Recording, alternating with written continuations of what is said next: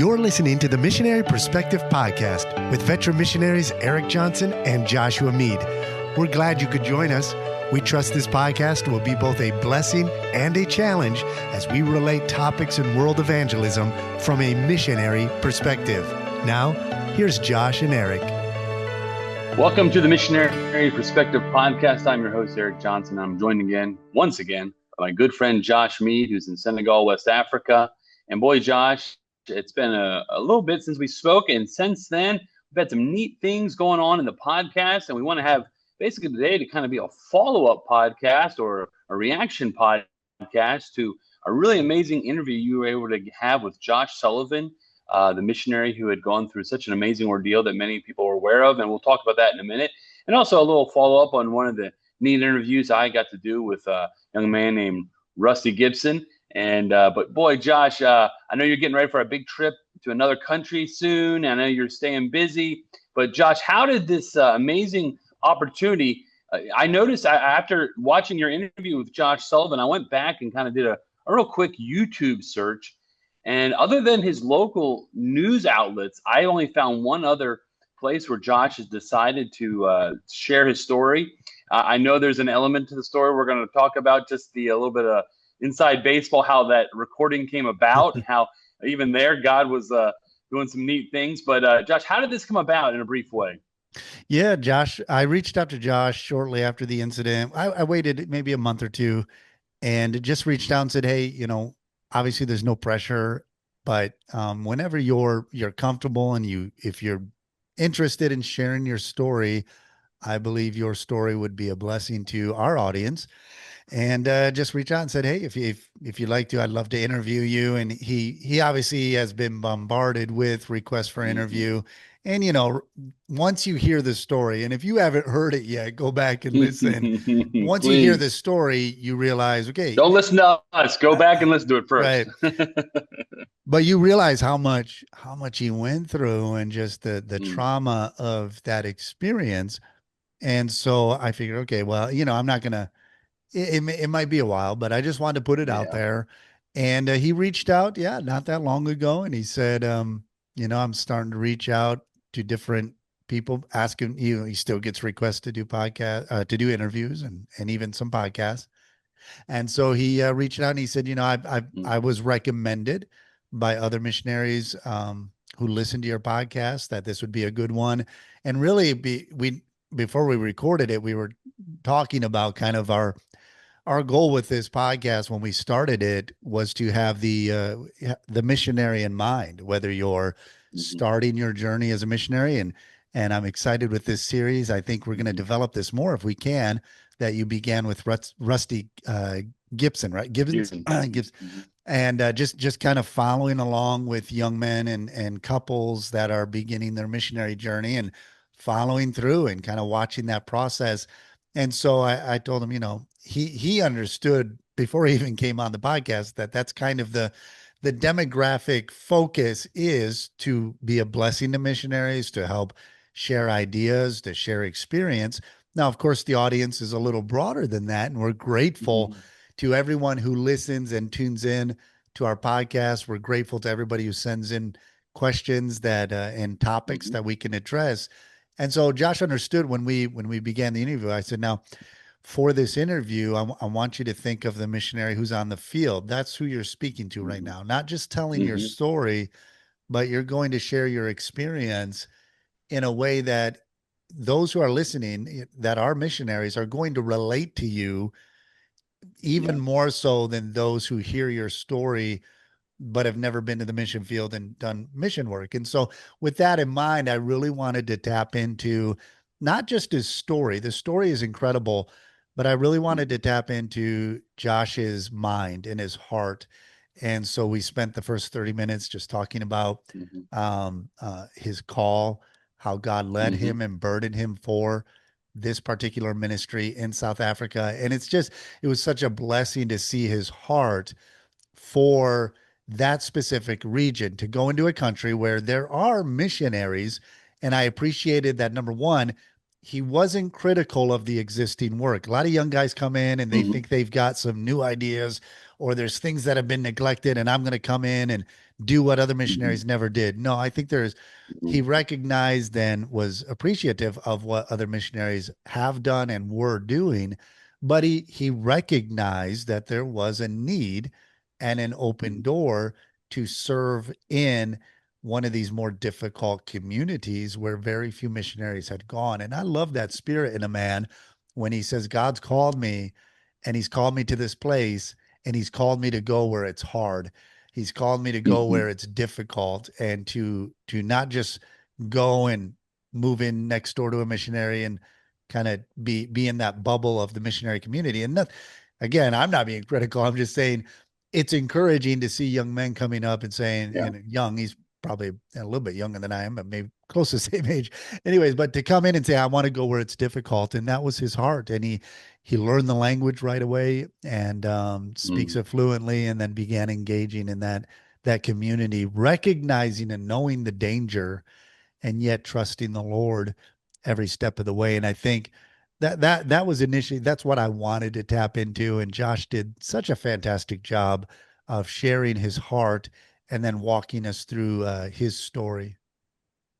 Yeah, I made a few jotted down a few notes of just things that I think I've watched it twice now, and I think the first thing that came is because you took time to go over kind of the background of who he is and how he got there and what his calling was. It really helped understand because South Africa is a very complicated Mhm. politically and racially place, especially with just years of complications. So laying that groundwork and having his background, but really just I mean I think the thing there's a bunch of thoughts here, but the first thing that kind of just comes through even to the very end, and just how raw and real it was. Mhm. He didn't hold anything back. I mean, he did in the sense of he wasn't trying to be, too specific on things so that, for any kind of glory or anything like that. But it was just, you could just see it, hear it, how raw and real it was to him. And, his testimony is one we all can relate to in the sense of,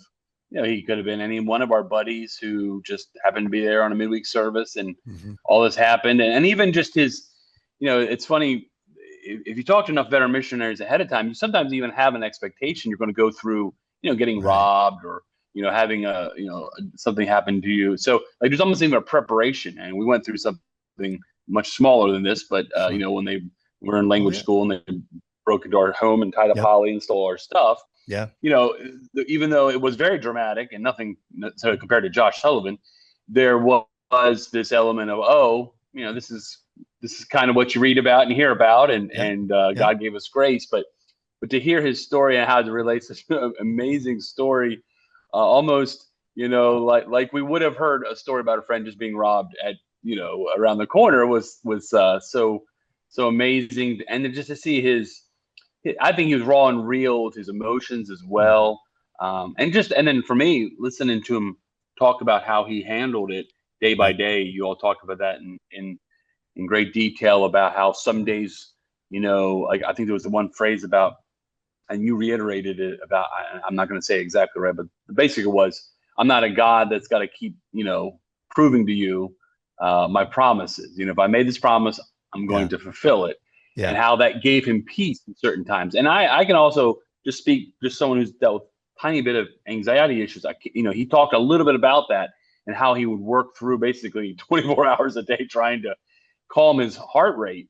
And I thought, wow, what an amazing, just dependence on God every minute. And he knows it was a miracle. It was really amazing. And I think the other thing that was the most raw and real to me really was kind of after this miraculous thing happens where the police officers show up and they're chasing the people and he gets saved and he gets he gets freed, and they're going through it and people are all very excited, and this emotional Mhm. down that he and his wife were trying to experience and trying to explain that was just really amazing how you're supposed to be happy but like your body has not reacted to that yet, and I think in many ways he's still going through that, and to me the ultimate sign of his close walk with the Lord is that his willingness to go back. Um, I think he knows, and even as he said it, like he knows it's not going to be the same.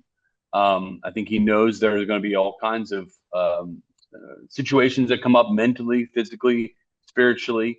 that will be challenges due to this past event, and yet his dedication to the Lord is pretty amazing to see how he's willing to do that. And we pray for them. We understand that, there's this amazing wilderness that he has, and we'll just see how God comes to pass, and if it'll be in what place, and how he does it. But it was very inspiring, and more, on the breadth of the whole story, how he handled it, but how he handled it before and after, to me, Mhm. was probably the most incredible. I want to come back to that, that statement that Josh made, because that stood out to me the most. And leading up to that, um, I did the interview the week before the one that we actually recorded, and it was fantastic. I finished, and I'm thinking, as we're going through the interview, I'm thinking Josh is doing such a tremendous job. Just one of the best interviews. I've got to sit down and just really enjoy hearing his story, just powerful.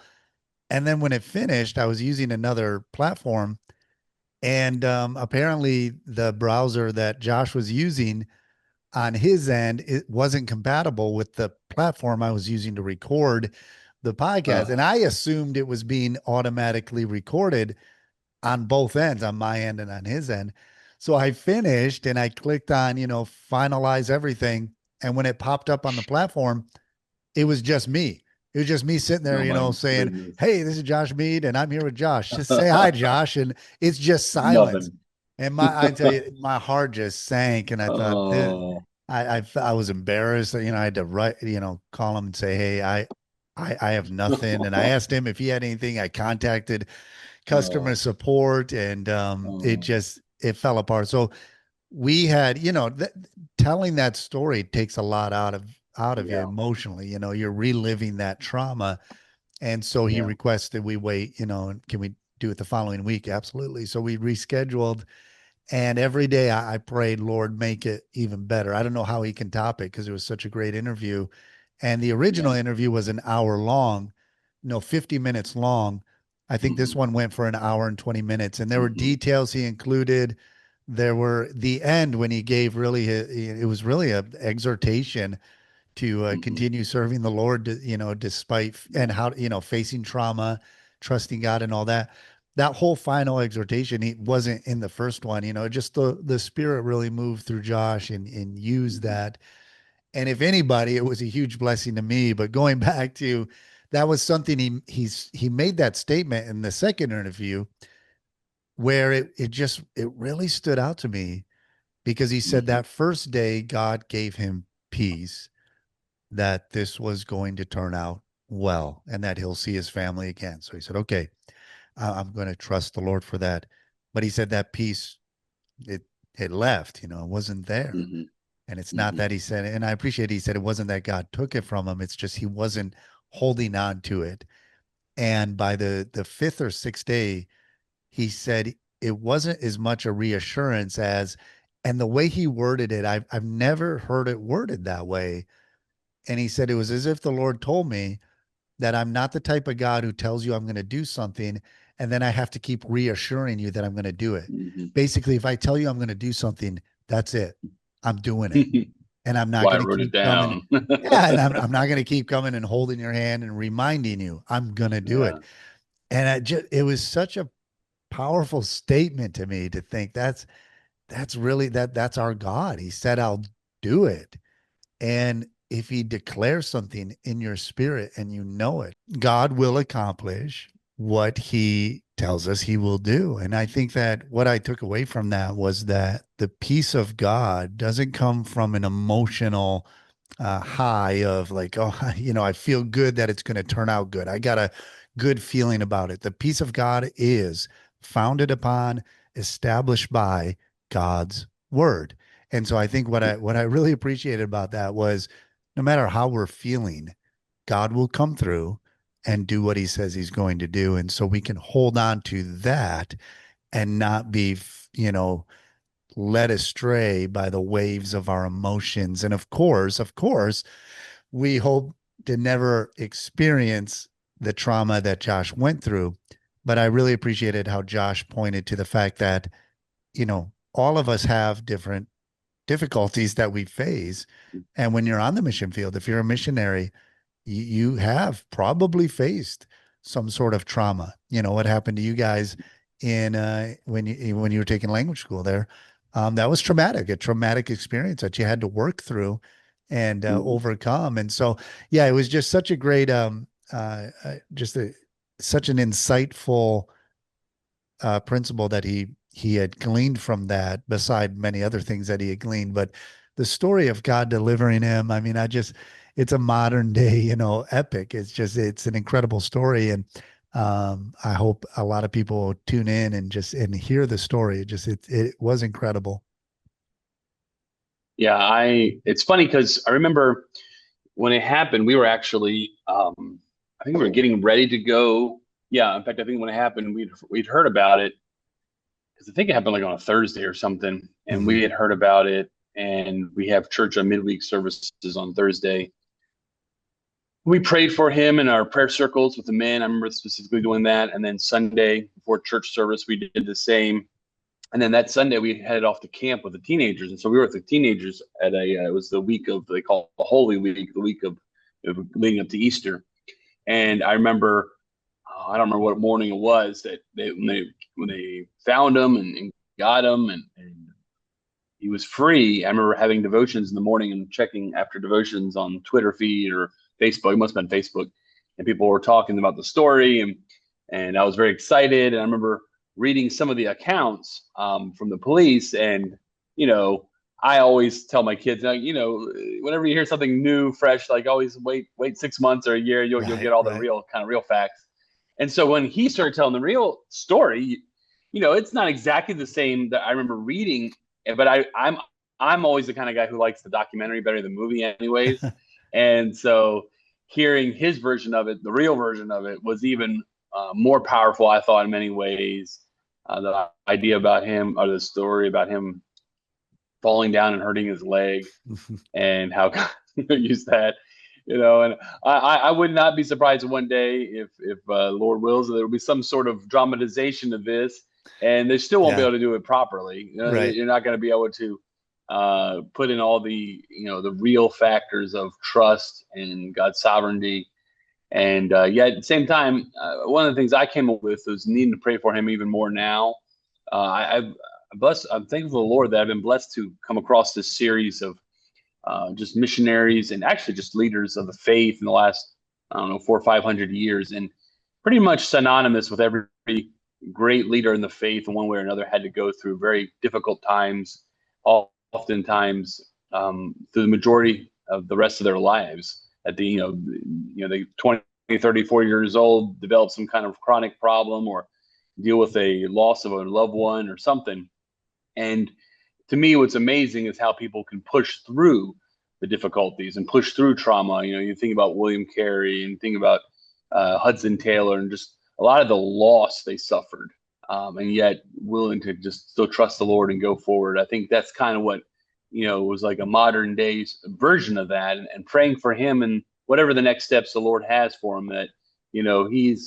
It's not that he's going to have to deal with this every day, but there's to be a part of him that it will have always be forever change, and yet at the same way God forms us more into the image of his son. And so it was a really powerful testimony, and one that I hope people will listen to and you share with other people, and is one that there's a dramatic part of it where it happens and how he gets freed, but if you listen to the totality of it, I think there's even more a rich story there. Yeah, absolutely. And even not just for himself, but for his family. Just Yeah. Oh yeah. there's things you're not going to be able to even pick up on that are under the surface of reaction and feelings, even for his kids. I'm reading through a book by Matt Jones. We interviewed him a while back ago. I want to Mm-hmm. bring him back on because he finally finished No, and yeah. published a book on missionary kids. And Yeah. it's just a great book. I'm working through it again. I did a cursory reading. Now I'm kind of going through it again. But I just read the other night, he's retelling a story of a traumatic event that to him, he just kind of brushed it off. Matt, who is a missionary in Thailand, I think it is, Mm-hmm. he Thailand, was yeah. retelling how one of his neighbors behind their house was kind of a belligerent drunk, and he got into a Mm-hmm. domestic dispute with this guy's, not Matt's wife, but this guy's own wife. And he said they're Mm. yelling and they're fighting. And so he gets on his little scooter or something. He goes over to the house and he confronts the guy because he said in the book, he says, I had been, I had seen a case of domestic abuse before and I didn't do anything about it. And he said, I vowed Mm. if I can intervene, I'm going to intervene. And he did. Well, this lady ended up breaking something, and so he blamed it on Matt. So the guy comes over to Matt's house. He's drunk and belligerent and yelling, and Matt goes out. Well, he said, my daughter was watching from her window this whole time, and he thought, finally, police came. Everything was resolved.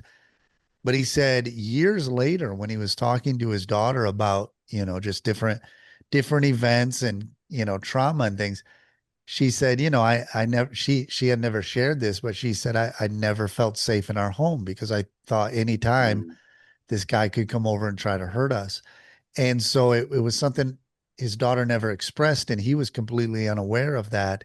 And so I know just right before we did Josh's interview, we had talked about stress on the mission field. And I really, I've really been burdened about that lately. And I want to, I want to bring Matt on and do some follow up and talking about his experience with missionary kids and how you can Mm. address that Well, and really let me focus in add on that. this in. You Yeah. don't even probably know about this. Matt is in charge of a monthly missionary call that originates from Thailand, Okay. and my kids are on it every month, and Oh, they great. love it. They do Bible studies, but then they do a lot of games, and they have like 30 or 40 different missionary kids from all over the world, and he's done a great job at this. In fact, we're going to be on the west coast of America when they have the next one, and the kids have already calculated it's gonna be like 5 in the morning, and they have to wake up at Oh, 5 in the morning. wow. So yeah, Matt's been doing a great job of really connecting with that missionary kid and understanding that, and so we definitely need to have him on again. Yeah, that's fantastic. That's really neat. So yeah, just the overall interview again. If you haven't listened to it yet, you need to go back and listen to the interview. And I sat down with my family and we watched it on a Sunday afternoon. We don't have Sunday night services here, and so Mm-hmm. that's what we did one Sunday evening. And just That's yeah, great. it's such a powerful testimony to the grace of God. But like you said, keep Josh in your prayers as he's seeking Yeah. specific guidance, and that God will give him wisdom and discernment as he is leading his family. One that he can recognize in himself areas where there's PTSD, and these are Mm-hmm. legit issues that the Lord will help you, but you need to seek the proper help. And I'm so grateful he's got good men around him, men and women that have been counseling them and guiding him. And I know he's going to do Yeah. the right thing. But I really wanted toward the end to really reiterate, if you're a missionary listening to this, you've probably experienced some sort of trauma. Just living on the mission field is trauma. Okay. It's Mm-hmm. you've left your Mm-hmm. culture, and yeah, especially if you've had to learn another language, that there's all kinds of different traumas that break you down over time. And you need to seek, if it's becoming a burden beyond what you can bear in your walk with the Lord alone. We're not meant to bear these things by ourselves, right? I love where Mm-hmm. Paul writes and says, every man is to bear his own burden, but bear ye one another burden, and so fulfill the love of Mm-hmm. Christ. And so God has intended that we bear burdens in order to help ease the burdens of others. And in doing so, others can ease our burdens, and we become a community that can reinforce one another in these traumatic experiences that we all face at whatever level it might be. And so God saw fit to allow Josh to go through this traumatic experience and delivered him. And I loved, Eric, how he even was talking about just there's layers beyond what he could even fully understand, that the Lord used this to even bring the president of South Africa and President Trump back to the table. Because I saw earlier in the year how Trump brought him in and kind of, ambushed him there with that video. It was a disaster. Trump was just being Trump. And it was kind of an embarrassment for the South African president. But this kind of brought them back to speaking terms, which is a good thing. It's good to have that sort of. So it just the layers of how God could use this Just wild. But I grew up making movies. I have a passion for storytelling. And as he's telling this, I thought, man, I know. I'd get my camera gear together now and go film this thing. Yeah, I hope somebody can film it and really, I think it should be. I think we need modern, stories retold. And 100%. kids aren't reading books that much these days. Put it into film. No. And I'd love to see that put to film if Josh would be comfortable with that and really tap Yeah. into that the spiritual warfare that was taking place during that time. And in my mind, I visualize stories as they're being told. So I mean, I can see the ending as it culminates and the guys are pulling in and just that silence before the gunfight started and just Josh having no clue. Okay, who's won? No. What's going to happen next? Just an incredible story. Yeah. And one thing I really admire as we finish this part of the pod up, I don't know Josh personally, but I do know some people who have been close to him and they've been able to help him. And I saw a situation years ago with somebody who had gone through a very traumatic event, and the best I can tell, that person didn't handle very wisely, and suffered a lot of consequences because of that. Mhm. And really, to this day, still hasn't really gone over that because I don't think they handled the situation properly. Trying to get the right help you're mentioning, having the burdens be borne. In fact, in some ways, maybe even exploited their trauma Mhm. to what they thought was to their gain, which ended up being a great loss in their Right. life. Yeah. But to see how Josh has handled it, completely the opposite. Right. And I know a few stories from just third person accounts of how well they've tried to do things the right way. You Mhm. can tell there's no, you're not trying to exploit a story on any level, Yeah. and really just trying to tell the parts that would encourage other missionaries to keep going.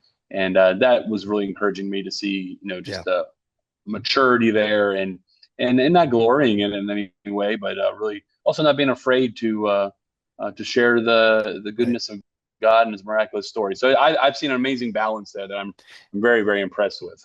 I agree. Absolutely agree. I feel he's handling this in a right way and he will find that healing and it's a process that Hmm. takes time. But yeah, I think you said it well. It's a fine line between exploiting and sharing and being vulnerable and being transparent and all that. And I really, Yeah. again, Josh, if you're listening, I really appreciate that you took Yep. the time to come on the podcast and Very, share your very story. much. And I know already it's been a blessing to Yep. many who tuned in and listened. So now I'm excited about Absolutely. this series that you kind of started at. You came up with the idea of, hey, Hmm. let's interview a guy who's about to go onto the field. And I like the aspect of let's interview him and see where he's at, and then have him Hmm. ask you a couple questions. And then Yeah. I'm excited to see a follow up. Now, by the time this airs, the next Hmm. Rusty's story, his part two will already be out. I edited Hmm. that the other day and really enjoyed just pertinent questions. And so I'm excited to see how we can develop this into further. So I love that idea of let's see somebody at the beginning of their journey and then follow up down the road as they're continuing on in their journey. That was a really neat idea. Yeah. It's always very difficult sometimes because we, as missionaries, Josh and I, believe it or not, coming up on 2 months, we'll hit the 20-year mark of knowing Yeah. each other at BIMI. Yep. And I think that kind of struck me as we tell lots of missionary stories and try to give, our perspectives and even sometimes advice, especially when we talk about things like deputation, to realize how much things have changed in 20 years. I thought, we're kind of giving, if you remember what it was like to ask missionaries 20 years ago about deputation. I mean, we're talking, slides and clickers and, so that's what it sounds like in many ways. I mean, when we started, Facebook was barely alive. There was no Twitter, What? Instagram. Wait, You didn't text pastors. that I just realized when we started deputation, like from where we are now, it was Yeah. from where we started back 20 years. That was 1985 is the difference. Like Yeah. that's a what is it? Yeah. Think That, about that. did slides even exist back then? I mean, what on Yeah. They, earth? they had How, VHSs, you know what I'm saying? Like man. I So yeah, know. So that's what it sounds like probably when we're talking. And so I realize that because I have children and they're Yeah. teenagers, and so I thought, I'd really like to start talking to younger missionaries or potential missionaries. Now, there's Right. always this idea. I really wanted to start it from ground zero. And when I met this young man a year ago, and you can go back and see the podcast, it tells you all about how we met and there's some funny stories in there. He was a podcast listener, which is funny. Um, but I wanted to see a young man that I felt like, and we never know, life can change things, but I thought Sure. it'd be interesting to follow his journey. There was a movie years ago. I don't think I even saw the movie, but I like the concept. They filmed the movie like within like 10 years, Okay. and showing this young man growing up. Now, I don't recommend the movie. I haven't even seen it, but I thought the concept was really neat Right. that they Right. they took the time to actually show you a person growing up. And I think that would be really neat to go through Rusty's life. A lot of the neat stuff Rusty and I talked about wasn't even recorded. So you'll find Mm. about that in the future. I think that's going to come out. Good things, positive things, things that are happening in his life. But I was really struck with his life of someone who trusted the Lord to direct his steps at a young age. I listen to Pastor Chappell's messages a lot, and he was talking about recently being in some meeting with a bunch of pastors, I mean, good churches. And he was asking them, like, how many people in your youth group in this next year, how many seniors do you have? They're going to go to Bible college to be, preachers or missionaries. And like, they didn't have any, or it was like one, Mm. and I think that really struck me last year when I heard that, we really need to be out there as the missionaries, encouraging young people because we love being missionaries. We know the great blessing there is. And I think God's still calling just as many missionaries. I don't know that it's fear, and I don't know if it's always disobedience, but I think there's just maybe not enough of encouragement to people to say, God's gonna give you an amazing life if He's called you to be a missionary. You're gonna love it, and it's gonna be one of those things you're really glad you did. And I saw all that in Rusty Yeah. last year. We had conversations about what he wanted to do. Like he didn't have a girlfriend, he didn't, but he didn't have a job. But he's like, I really have a heart for Australia. And he had a really great pastor, Pastor Kevin Folger, who was behind him to help Yeah. him get to those points. And he had some ideas in mind, and I said, "Hey, go towards that's great, man. Go towards those." And just to see how in that year, God even directed his steps. You'll see that in the first two episodes, and how he's really getting close to being able to head off there. And though he won't be a missionary right away, he kind of be an internship program. I Okay. surely Yep. appreciate that. When I did my summer internship here, that's really what melted my, or firmed my heart here for the Dominican Republic. And so I see a lot of similarities there. And so, but I was just really struck with this maturity he had as a Yeah. young man and willing just to go do what the Lord has called him to do. Hey, that being said, you mentioned internship. I want to mention BIMI, our mission agency that we are both belong to for 20 years now almost. They Whew. have launched a new it's kind of a mentorship internship program where if you are interested in working with a missionary at an internship slash mentorship level, then you can apply. If you go on bimi.org, you'll find a section under the ministries listed entitled SMART, the SMART program. Mm. Now, they used to do what's called SMART trips, which was Mm-hmm. mission trips Yeah. connected with Camp Bimmy. Mm-hmm. But this is Mm-hmm. I forget what it is if it's an acronym or not. But anyway, the SMART program has been kind of revitalized, and what it is now is you can apply either if you're a missionary, you can apply to be a mentor and receive those who want to come for an internship, or you can go That's great. apply if you want to go and spend an extended time on the field. I didn't really look at the parameters of. I did sign up to be a mentor because there's somebody interested in coming here through that program, and so I filled out the application, everything. This was That's actually great. something that our field director, we had presented years back. Bimmy wasn't there yet, but I'm excited to see, Yeah. this program developing because really preparation is so essential, so important. And I think about Josh's story and how much Yeah. preparation went Yeah. into years of preparation, even going to the field for an extended period, that I think was key to him facing this experience without, yes, he's got, trauma. Yes, there's trauma, PTSD, and all that.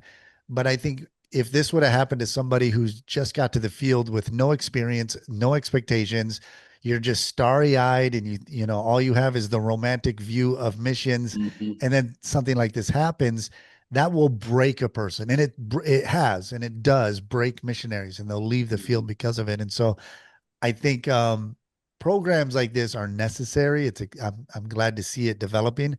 Now, Erik, I know I've spoken with mission leaders in the past, and part of why some mission agencies have avoided any sort of like extended internship program is to avoid making the mission dependent upon short-term missionaries, Mhm.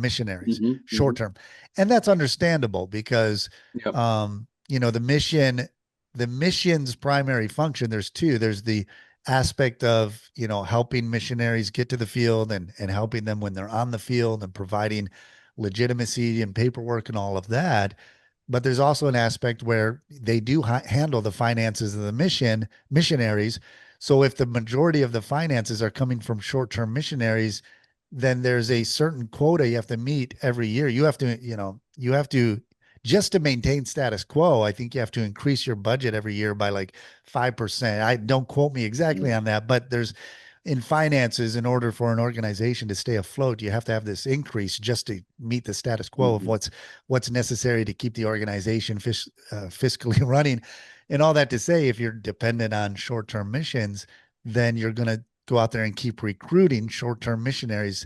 And so Yeah. that's understandable, but I think they're vamping this program to where the mission doesn't become dependent on short-term missions. The goal Yeah. has been and always will be long-term church planting missionaries. But I think the long-term part of the church planting missionary is preparation. How much preparation goes into you going to the field is going to determine, I think, a lot of times the longevity of you being on the mission field. And so I'm excited Yeah. about this I, program. I think I Yeah, think internships long, especially long, more than 1, 2, 3 months, internships are so vital because there's truth to, like, you don't want to the dog, let's say, the tail wagging the dog there as right. far as short-term missions, but almost everyone I know who has stayed significant amount of times on the mission field had an ample, trip, Right. multiple trips or internships, and it really is a wise investment. Then someone who maybe goes on deputation for 3 years, goes to language school, and then after a year and a half on the mission fields back home, like that's Mhm. also another that is very more prevalent. And so I'm all Yeah. for that. That's great, and I'm glad to hear that. And so anyway, glad to hear that Rusty's going to do something very similar to that. And I just thought, man, that's there's this message I'm working on to for young people, and I heard an older preacher start with this creative idea, and I've kind of developed it, and it's a really neat story. The parallels between Paul and Jonah, both of them, ironically, wanted to go to Spain, okay, for totally different reasons. Paul says that he's at the end of his life and he's still pushing forward for the gospel. He wants to go to Spain.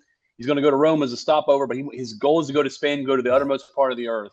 And Jonah, instead of going towards God, is going as far away from God. So what's the furthest way you can go to Tarshish? Is the furthest way you can go to Spain. And interesting enough, both of them are going for totally different reasons to Spain, and neither of them got to Spain. And I thought that was an amazing Mm. comparison. These two people had Right. the totally different motivations with God, and yet God still didn't give them like their dream. He had amazing things for them, and yet when we look at these two servants of God, we think of Paul. We have a totally different mindset when we think of Jonah, and I think with a young man like Rusty, I don't know if he'll ever get to Australia. I believe he will, but like to have that heart, that motivation of Right. Paul to go to Spain, and what God does along the way is amazing. Opposed to there's so many young guys I think today that are often like Jonah, they're like, get me as far away from, what God wants me to do, and they're heading towards Spain too. Exactly. Well, very good. Well, Erik, we are heading into a semi-busy fall season here. It's still hot here. It's averaging Whew. 110 degrees every day, Oh, and it's just it's been miserable. But we found there's a tennis court here. We went down and we took some chalk, and the owner allowed us to draw lines to play pickleball. We got into oh, nice. pickleball over the summer when we were back in the Word. States. And so we brought rackets back with us, not expecting to, be able to play. But I was thinking about building a court on our property outside of town as an excuse to do ministry, and outreach with Nice. people. But we found this old tennis court, and we've been enjoying that. But we're heading to Gambia this week, and we're excited about this trip. And there's a church plant that we are in the process of helping launch and oversee the development and evangelism. I'll be going to do quite a bit of evangelism, some Q&A with different Muslims in the community. This is a community where we're starting a church that is probably half and half Muslim, half Catholic. And so Mm, just pray for that. Those who are listening will be the next month working and engaging that community. And just think, I'll put this in perspective. In the Gambia, there's a population 2 million people. It's the smallest country in Africa. mm, And the estimate right now is that 200 are former Muslims who are now Christian. So that's mm, it. That's the extent of mm. those who were former Wow. Muslim and became Christian, about 200 people in the country. And now there are many people that are open that we can have Mhm, discussions with. When I was there last time, I went right into a Quranic school and shared the gospel in Wolof, distributed some information and tracts. The imam actually called the students over and said, everybody needs to take this and read it.